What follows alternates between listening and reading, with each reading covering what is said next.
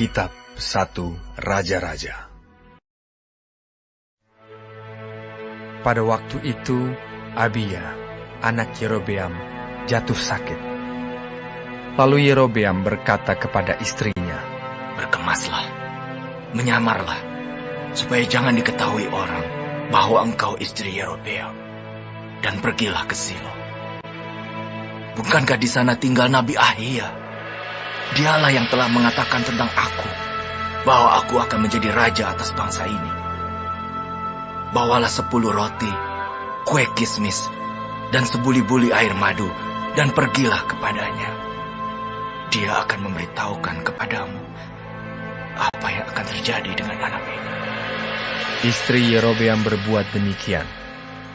Ia berkemas, pergi ke Silo dan masuk ke rumah Ahia. Ahia tidak dapat melihat lagi, sebab matanya sudah kabur karena ia sudah tua. Tetapi Tuhan telah berfirman kepada Ahia, bahwasanya istri Yerobeam datang untuk menanyakan kepadamu perihal anaknya, sebab anak itu sedang sakit. Begini-begini harus kau katakan kepadanya. Ketika perempuan itu masuk, berbuatlah ia seolah-olah ia orang lain.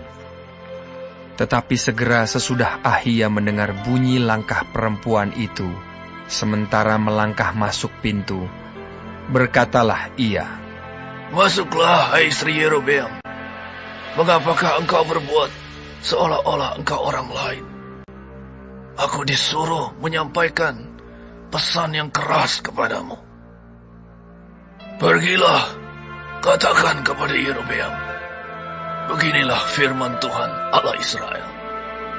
Aku telah meninggikan engkau dari tengah-tengah bangsa itu, dan mengangkat engkau menjadi raja atas umatku Israel. Aku telah mengoyakkan kerajaan dari keluarga Daud dan memberikannya kepadamu. Tetapi engkau tidak seperti hambaku Daud, yang tetap mentaati segala perintahku dan mengikuti aku dengan segenap hatinya, dan hanya melakukan apa yang benar di mataku. Sebab engkau telah melakukan perbuatan jahat lebih dari semua orang yang mendahului engkau, dan telah membuat bagimu Allah lain dan patung-patung tuangan, sehingga engkau menimbulkan sakit hatiku. Bahkan engkau telah membelakangi aku. Maka aku akan mendatangkan malapetaka kepada keluarga Yerobeam. Aku akan melenyapkan daripada Yerobeam setiap orang laki-laki, baik yang tinggi maupun yang rendah kedudukannya di Israel. Aku akan menyapu keluarga Yerobeam seperti orang menyapu tai sampai habis. Setiap orang daripada Yerobeam yang mati di kota akan dimakan anjing, dan yang mati di padang akan dimakan burung yang di udara. Sebab Tuhan telah mengatakannya. Tetapi bangunlah dan pulang ke rumahmu pada saat kakimu melangkah masuk ke kota. Anak itu akan mati. Seluruh Israel akan meratapi dia, sebab Israel akan meratapi dia dan menguburkan dia, sebab hanya dialah daripada keluarga Yerobeam yang akan mendapat kubur. Sebab di antara keluarga Yerobeam hanya padanyalah terdapat sesuatu yang baik di mata Tuhan Allah Israel. Dan Tuhan akan membangkitkan baginya seorang raja atas Israel yang akan melenyapkan keluarga Yerobeam seperti kenyataan sekarang ini. Kemudian Tuhan akan menghajar orang Israel sehingga tergoyah-goyah seperti gelagah di air, dan ia akan menyentakkan mereka daripada tanah yang baik ini, yang telah diberikannya kepada nenek moyang mereka. Ia akan menyerahkan mereka ke seberang sungai Efrat sana, oleh karena mereka telah membuat tiang-tiang berhala mereka, dan dengan demikian menyakiti hati Tuhan.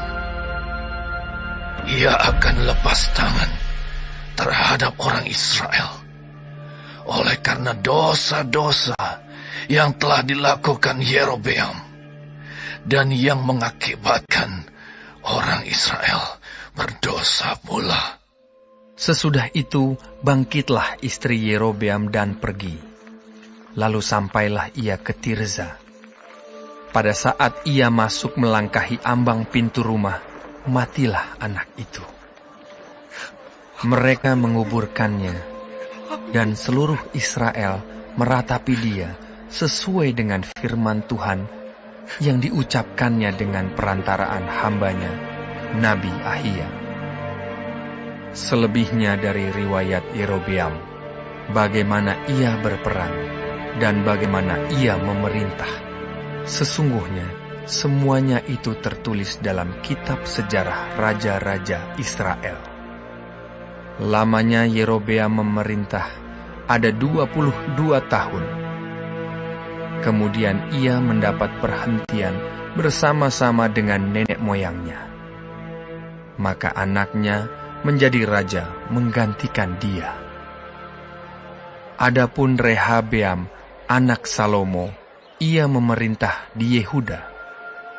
Rehabeam berumur 41 tahun pada waktu ia menjadi raja, dan 17 tahun lamanya ia memerintah di Yerusalem, kota yang dipilih Tuhan dari antara segala suku Israel untuk membuat namanya tinggal di sana.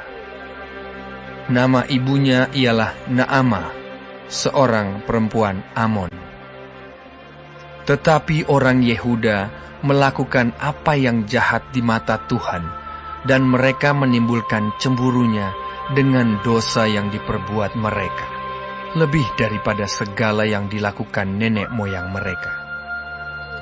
Sebab mereka pun juga mendirikan tempat-tempat pengorbanan dan tugu-tugu berhala dan tiang-tiang berhala di atas setiap bukit yang tinggi dan di bawah setiap pohon yang rimbun. Bahkan ada pelacuran bakti di negeri itu.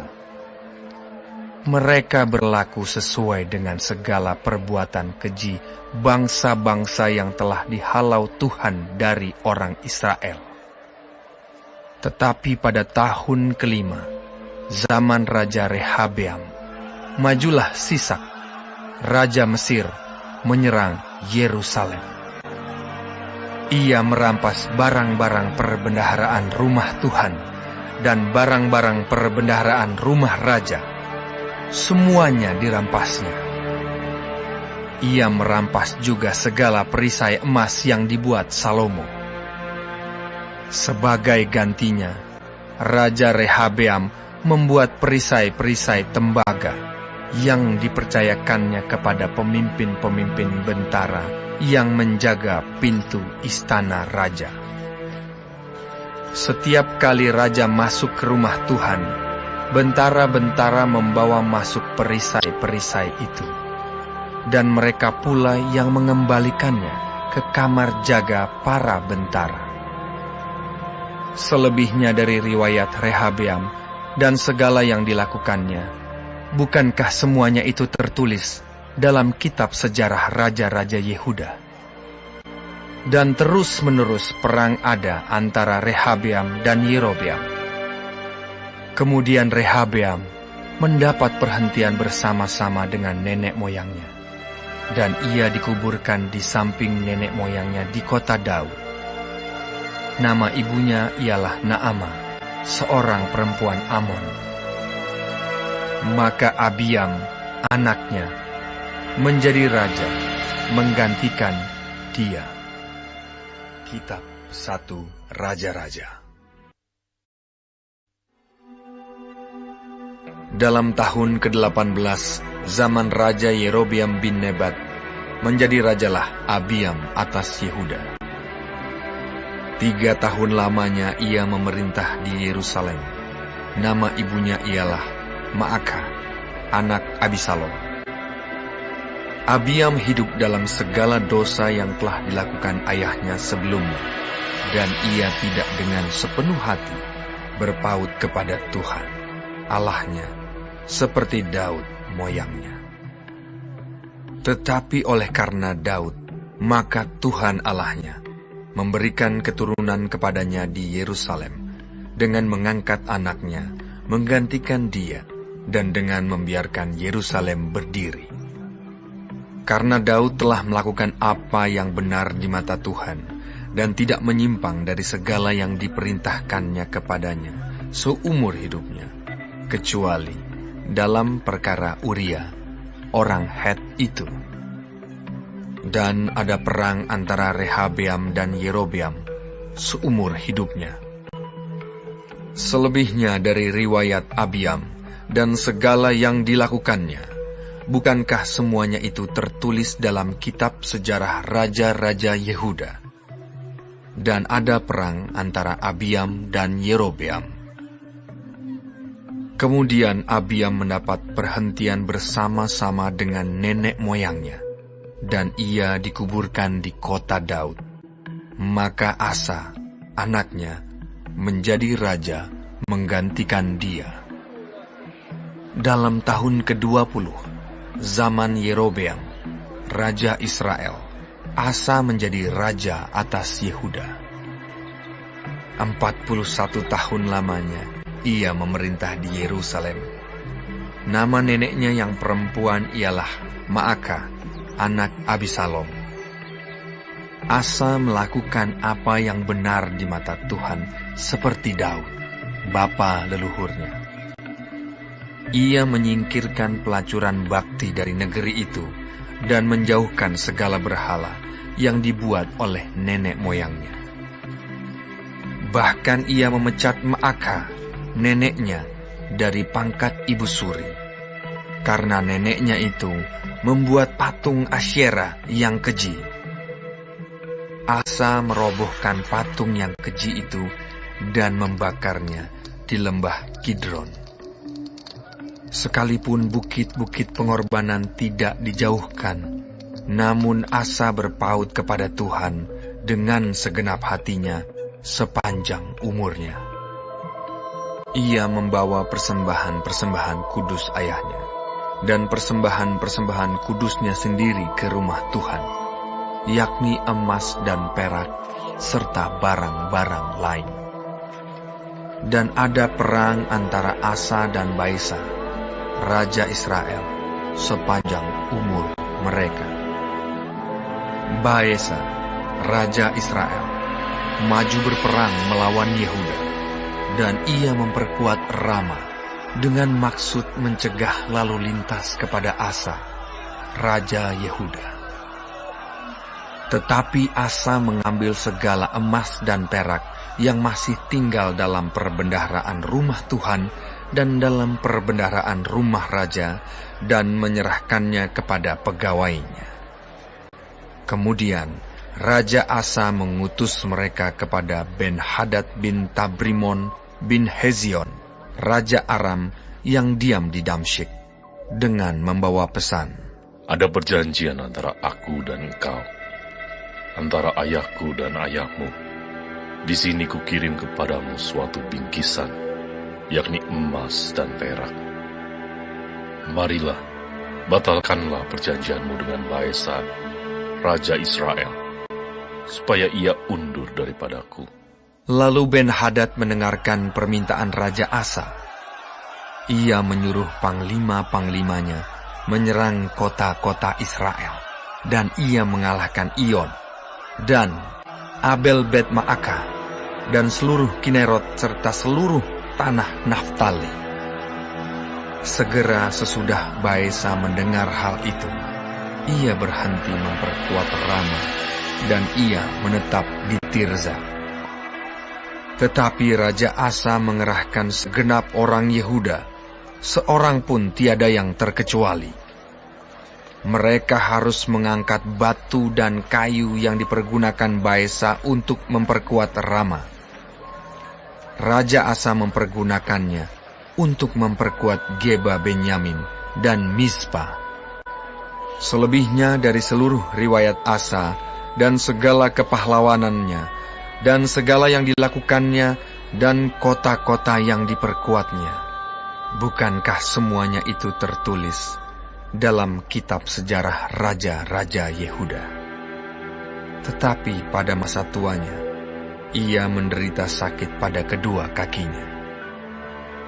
Kemudian Asa mendapat perhentian bersama-sama dengan nenek moyangnya, dan ia dikuburkan di samping nenek moyangnya di kota Daud, bapa leluhurnya. Maka Yosafat, anaknya, menjadi raja menggantikan dia. Nadab, anak Yerobeam, menjadi raja atas Israel dalam tahun kedua zaman Asa, raja Yehuda. Ia memerintah atas Israel 2 tahun lamanya.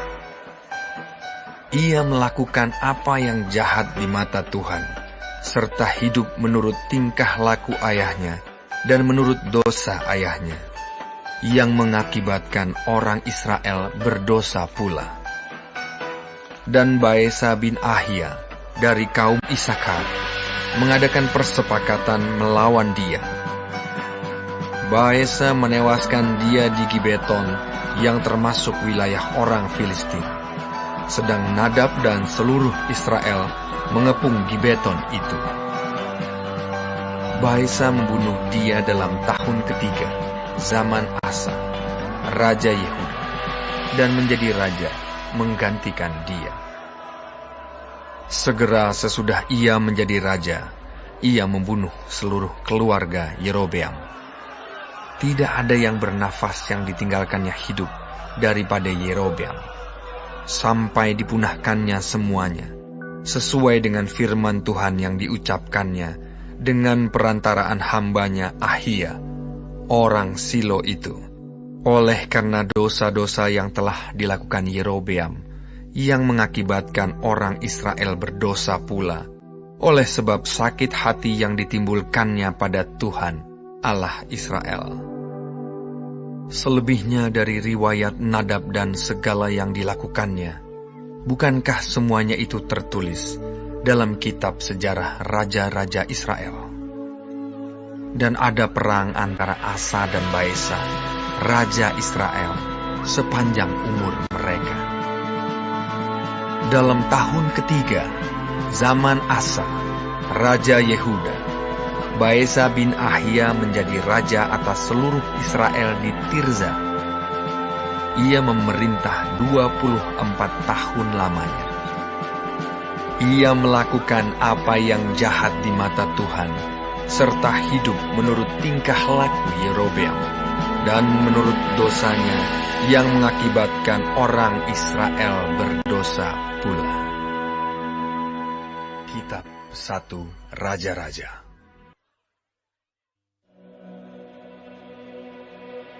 Kemudian datanglah firman Tuhan kepada Yehu bin Hanani melawan Baesa.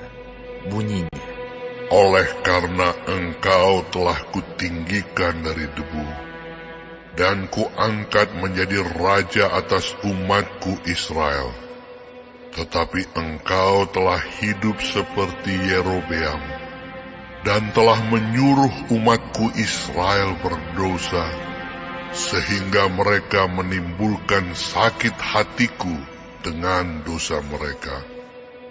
Maka sesungguhnya aku akan menyapu bersih Baesa dan keluarganya. Kemudian aku akan membuat keluargamu seperti keluarga Yerobeam bin Nebat.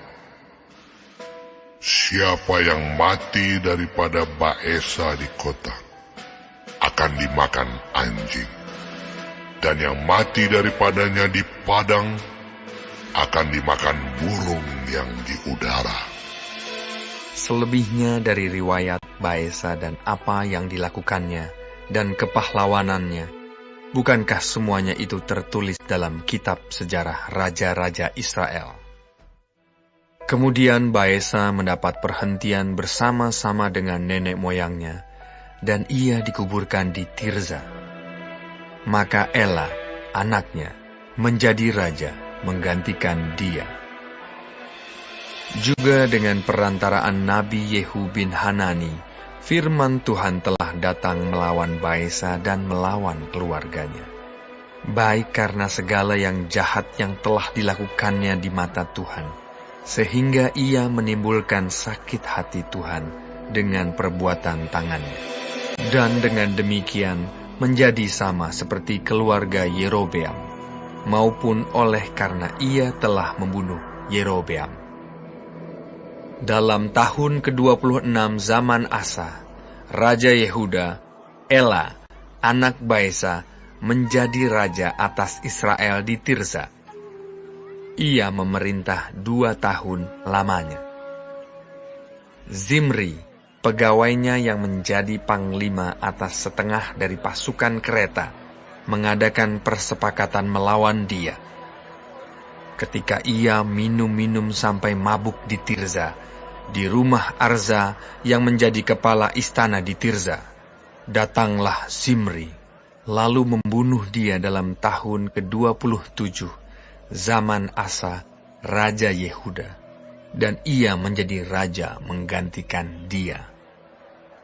Pada waktu ia menjadi raja itu, segera sesudah ia duduk di atas tahtanya, ia membunuh seluruh keluarga Baesa. Tidak ada seorang laki-laki pun daripadanya yang ditinggalkannya hidup, juga kaumnya dan teman-temannya. Demikianlah Zimri memunahkan seluruh keluarga Baesa, sesuai dengan firman Tuhan yang diucapkannya kepada Baesa dengan perantaraan Nabi Yehu, oleh karena segala dosa yang telah dilakukan Baesa dan Ela anaknya, yang mengakibatkan orang Israel berdosa pula, sehingga mereka menimbulkan sakit hati Tuhan, Allah Israel, dengan dewa-dewa kesia-siaan mereka. Selebihnya dari riwayat Ela dan segala yang dilakukannya, bukankah semuanya itu tertulis dalam kitab sejarah raja-raja Israel?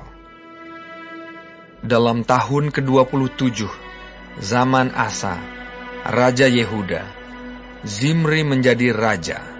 Ia memerintah 7 hari lamanya di Tirza, sedang rakyat berkemah mengepung Gibeton yang termasuk wilayah orang Filistin.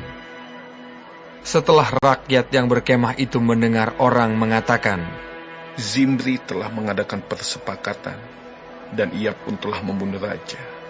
Maka pada hari itu juga, di tempat perkemahan, seluruh Israel menobatkan Omri, panglima tentara, menjadi raja atas Israel. Kemudian Omri dengan seluruh Israel maju dari Gibeton, dan mereka mengepung Tirza. Segera sesudah Zimri melihat bahwa kota itu telah direbut, masuklah ia ke dalam puri istana raja, lalu membakar istana raja itu, sedang ia sendiri ada di dalamnya, dan ia mati. Oleh karena dosa-dosa yang telah dilakukannya dengan melakukan apa yang jahat di mata Tuhan, serta hidup menurut tingkah laku Yerobeam, dan menurut dosa Yerobeam yang mengakibatkan orang Israel berdosa pula. Selebihnya dari riwayat Zimri dan persepakatan yang diadakannya, bukankah semuanya itu tertulis dalam kitab sejarah raja-raja Israel? Pada waktu itu bangsa Israel terbagi 2. Sebagian dari bangsa itu mengikuti Tibni bin Ginat dan bermaksud mengangkat dia menjadi raja, dan sebagian lagi mengikuti Omri. Tetapi rakyat yang mengikuti Omri lebih kuat daripada rakyat yang mengikuti Tibni bin Ginat. Sesudah Tibni mati, maka Omri menjadi raja. Dalam tahun ke-31, zaman Asa, Raja Yehuda, Omri menjadi raja atas Israel, dan ia memerintah 12 tahun lamanya. Di Tirza, ia memerintah 6 tahun lamanya. Kemudian ia membeli gunung Samaria daripada Semer dengan 2 talenta perak. Ia mendirikan suatu kota di gunung itu dan menamainya Samaria, menurut nama Semer, pemilik gunung itu. Omri melakukan apa yang jahat di mata Tuhan, dan ia melakukan kejahatan lebih daripada segala orang yang mendahuluinya. Ia hidup menurut segala tingkah laku Yerobeam bin Nebat, dan menurut dosa Yerobeam yang mengakibatkan orang Israel berdosa pula, sehingga mereka menimbulkan sakit hati Tuhan, Allah Israel, dengan dewa-dewa kesia-siaan mereka. Selebihnya dari riwayat Omri, apa yang dilakukannya dan kepahlawanannya, bukankah semuanya itu tertulis dalam kitab sejarah raja-raja Israel? Kemudian Omri mendapat perhentian bersama-sama dengan nenek moyangnya, dan ia dikuburkan di Samaria. Maka Ahab, anaknya, menjadi raja menggantikan dia. Ahab, anak Omri, menjadi raja atas Israel dalam tahun ke-38 zaman Asa, Raja Yehuda. Dan Ahab bin Omri memerintah 20 tahun lamanya atas Israel di Samaria. Ahab bin Omri melakukan apa yang jahat di mata Tuhan, lebih daripada semua orang yang mendahuluinya.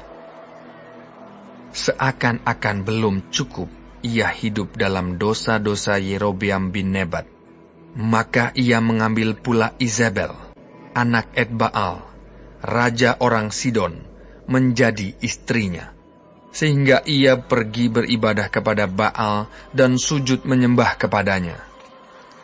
Kemudian ia membuat mezbah untuk Baal itu di kuil Baal yang didirikannya di Samaria. Sesudah itu Ahab membuat patung Asyera, dan Ahab melanjutkan bertindak demikian, sehingga ia menimbulkan sakit hati Tuhan, Allah Israel, lebih dari semua raja-raja Israel yang mendahuluinya. Pada zamannya itu, Hiel, orang Betel, membangun kembali Yeriko. Dengan membayarkan nyawa Abiram, anaknya yang sulung, ia meletakkan dasar kota itu. Dan dengan membayarkan nyawa Segub, anaknya yang bungsu, ia memasang pintu gerbangnya, sesuai dengan firman Tuhan yang diucapkannya dengan perantaraan Yosua bin Nun.